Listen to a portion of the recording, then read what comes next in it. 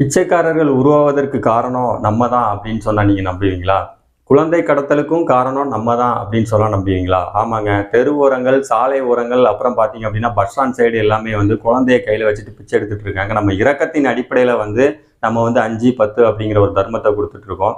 ஆனா இது என்ன ஆகுது அப்படின்னா, இவங்க வந்து இந்த இரக்கத்த பயன்படுத்தி இவங்க வந்து குழந்தைகள கடத்தி, இத இதையே மையமா வச்சு பார்த்தீங்க அப்படின்னா, அவங்க வந்து பிச்சை எடுக்க வைக்கிறாங்க.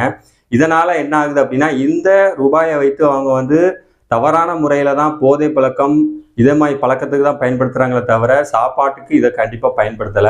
அதனால நம்ம என்ன பண்ணணும் அப்படின்னா, யாராவது நம்மட்ட தர்மம் கேட்டாங்க அப்படின்னா, நம்ம ஒரு ரூ. 5 பிஸ்கட் பாக்கெட்டோ, அப்படி இல்லன்னா ஒரு வாட்டர் பாக்கெட் வாங்கி கையில குடுத்தோம் அப்படின்னா, கண்டிப்பா இந்த பிச்சை எடுக்கிற நிலைமை வந்து கண்டிப்பா அவங்களோட உழைக்கும் திறன் வந்து அதிகமாகும். இத வந்து ஹைதராபாத், மும்பைல பார்த்தீங்க அப்படின்னா, இதுக்கான ஒரு இயக்கம் ஆரம்பிச்சிருக்காங்க. அதாவது இனிமே யாராவது பிச்சை எடுத்தாங்க அப்படின்னா, அவங்களுக்கு வந்து ஒரு பிஸ்கட் பாக்கெட்டும், ஒரு வாட்டர் பாக்கெட்டும் குடுக்கக்கூடிய ஒரு பிரச்சாரத்த வந்து அவங்க பண்ணிட்டு இருக்காங்க. இதையும் நம்ம தமிழ்நாட்டுல நம்ம ஃபாலோ பண்ணோம் அப்படின்னா, கண்டிப்பா இந்த பிச்சை எடுக்க திறன் குறையும், குழந்தை கடத்தல் குறையும், சமூகத்துல வந்து மது போதர்கள் வந்து குறைவாங்க. மாற்றத்தை நம்மிடம் இருந்து ஆரம்பிப்போம்.